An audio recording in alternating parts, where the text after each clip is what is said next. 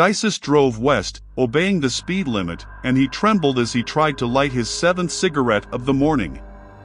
His lips tingled around the filter. He smelled his own stale breath, captured in the palm he cupped around the lighter's weak flame. He swallowed against the sticky thudding of the pulse that beat too high in his throat. The cigarette caught the flame and smoldered. Dysus cracked his window, and the smoke that drifted up to burn his eyes was sucked away into the cold morning. He coasted under yet another green light.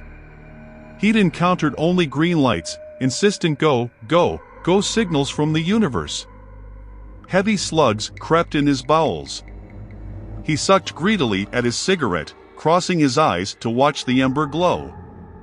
Flecks of ash dusted his lap. Another green light. Dysus flicked a quick gaze to the dashboard clock, cursing his good luck, slowing down, willing the minutes to move.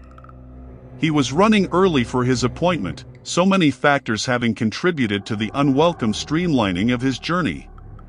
He still hadn't gotten used to the lack of traffic on the Rue. Everyone took the new Magway now. The perimeter gates of his settle block had been open already, and he hadn't needed to wait for security to buzz him through. The sobriety checkpoint had been unmanned. His trip had taken 10 minutes fewer than he'd planned. Another green light.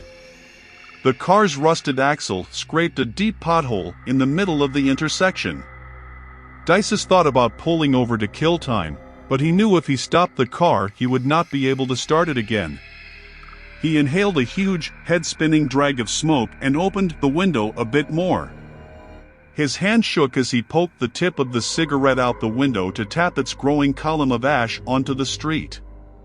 A nervous tremor rippled through him, and the stick fell from his nicotine-stained fingers. He fumbled instinctively, knocking his knuckles against the glass, and the drafting air pressure caught the cigarette and blew it back at him. He didn't see where it landed. The car was full of kindling, fast food wrappers flammable with grease, sun-brittled paper, dirty clothes. He imagined the backseat catching fire and tried to reach behind him, patting, feeling for the errant ember, grimacing at the green light visible above the next empty intersection. Dysus felt a huge, hot bug bite his left elbow and reacted by slamming his foot against the gas pedal. He yelped and smacked the sleeve his cigarette had fallen into. It burned as he ground it into his skin. The car veered. He shook his sleeve out, flinging the still smoldering cigarette out of his cuff and made to stamp it out on the floor mat, wincing and checking the time and still accelerating under the last green light. And when the flustered panic retreated beneath his original anxiety, he finally looked back at the road just in time to watch a man disappear under the front of his car. He braked, far too late, long after being gently jostled by 2 soft thumps below him. Dysus never got to find out if he possessed enough cowardice to pull off a hit and run. The pitchy squeal of badly maintained brakes and the crash of chassis on curb alerted supplicants of the Tor Vagar. They streamed out of their temple to investigate, their white ceremonial robes billowing in the morning wind. Dysus sat still, his hands locked in grip around the wheel as if he meant to strangle it. He wished he could let go and light a cigarette, but that would mean he'd next have to open the door, step into the morning, and face the red squeeze tube of a body on the road behind him. Would it be wet, steaming in the frigid air? Was his car heavy enough to squelch organs from orifice, or would he find less messy blunt force trauma? He pictured dirty tire tracks on a crushed throat. Might the man still be alive? It was that thought that loosened his grip and allowed him to move, sludgy slow, on shock cocooning autopilot. He reached for his cigarettes and felt a flood of relief when he found that 2 smokes remained in the worry-crumpled package. His hands were steady when he lit one. He got out of the car and watched the white robes flock to the stillness in the street. A woman stood over the body and cried, while another tapped off a message on her handheld. A man knelt, the pristine hem of his robe drawing road dust up through fabric capillaries. He reached for the body with tentative, gentle fingers. They all saw the gun at the same time. It had been knocked several feet from the dead man. A scratched-up bootleg particle cannon. Tech from an old empire, illegal and devastating, primed and still pointing at the temple of Tor Vagar. Dysus thought ridiculously of that old game, spin the bottle. He sat on the curb and smoked, not wanting to bother the Vagarans with his stink, not wanting to yellow their robes with his residue. Sirens wailed, melancholy and distant, approaching via the Magway. The crying woman ran back toward the temple, calling a name in an alien language as she flitted inside. Bara'ana. Realization of their narrowly escaped victimhood widened the eyes of the Vagarans on the street. Shock ran through them like a contagion, vulnerability dawning like a weak sunrise. They stepped away from the body, their eyes on the gun as if it might come to life and shoot them on its own. More Vagarans exited the temple, joining the congregation that formed in the road, keeping a safe distance from the downed would-be gunmen. They discussed in hushed voices, asked shrill questions of each other, and gradually their attentions diverted to the silent, smoking man sitting on the curb by his ruined car. The man with the dirty hem approached Dysus and crouched. "Sir," the Vagaran said. "Sir, are you all right? Are you injured?" Dysus blew smoke away from the man's intent, searching face. "Don't think so. Don't think you're all right, or don't think you're injured?"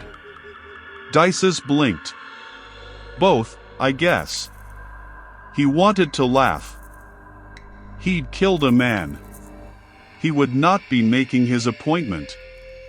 He saved us. A woman rushed over, the one with her hand held out, the one who'd presumably summoned the emergency vehicles that were now speeding down the Magway's off-ramp onto the Rue.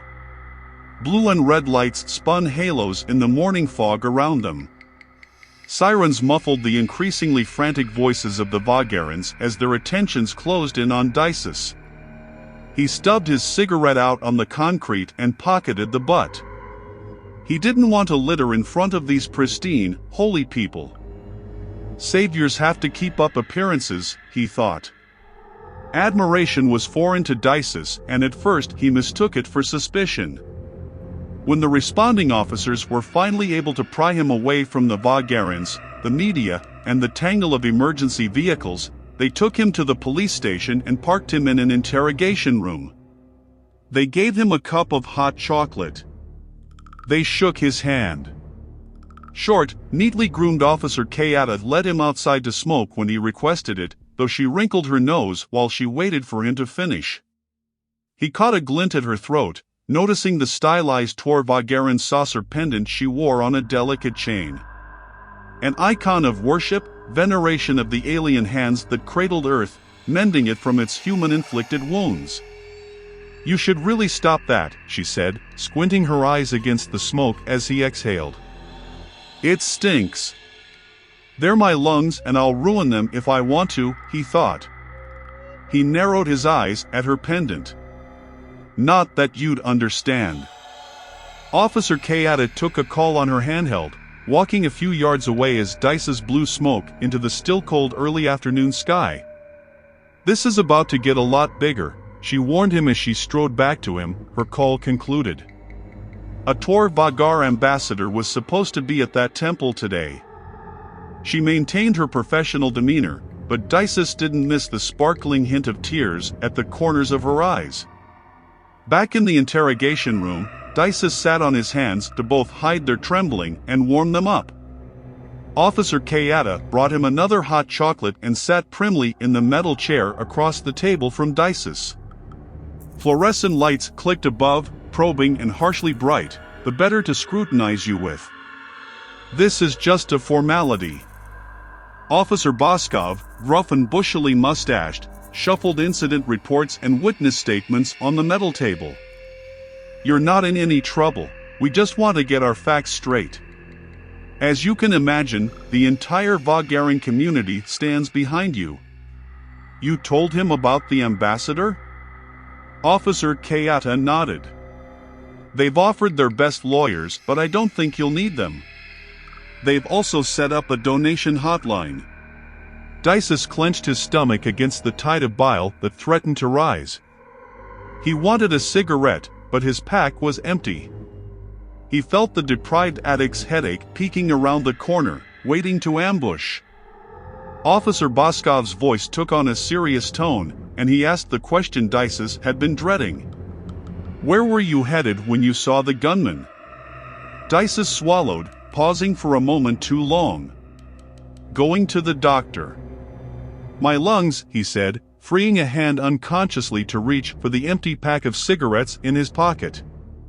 He thumped a tightly closed fist on his chest. He thought a cough might be too much, too performative. "Will your doctor verify that?" Boskov clicked a pen, made a note. "I was hoping they'd see me as a walk-in. I was coughing up blood last night." "I see," Boskov said. He leaned back in his chair, running a hand over his mustache as he regarded Dysus. "Now, I know this might be hard to talk about and you're probably still in a bit of shock. But I need you to describe what happened again, with all the detail you can remember. Start with when you first saw the man on the street, what caught your attention, and what made you act." "Again," he said, his eyebrows raised with kind concern, "you aren't in trouble. Fact is, you're a hero whether you see yourself as one or not yet. You prevented what could have been an absolute massacre. That gun was modded and energized to gar and back. You saved a lot of lives. But we need to get everything on record." Officer Kayada twisted the Tor Vagar pendant she wore, her expression thoughtful, thankful. Dysus tried to keep from hyperventilating. He cleared his throat. He spun his tail. He'd seen a furtive, suspicious man crossing the street, with hunter's eyes narrowed and predatory, a gun hefted and steady, striding with obvious, murderous intent toward the temple.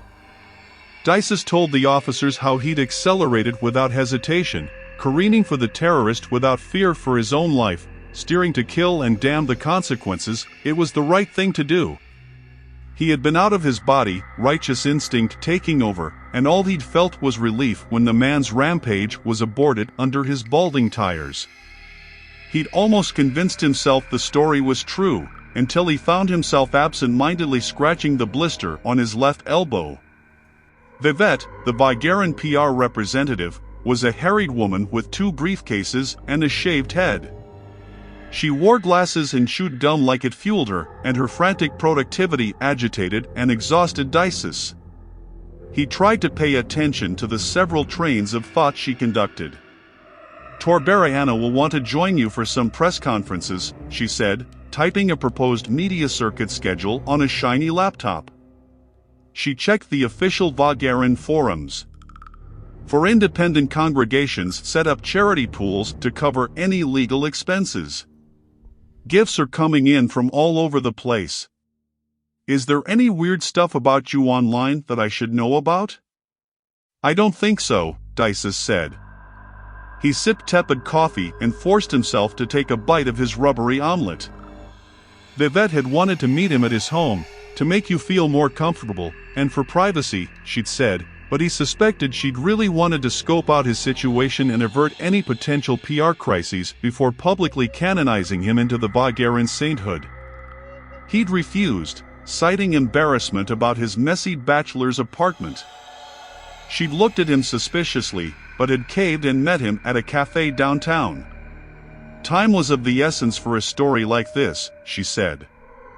Already his face was plastered across screens and papers, his full name emblazoned in impact font under epithets like the hero of New Hartford and a savior's savior.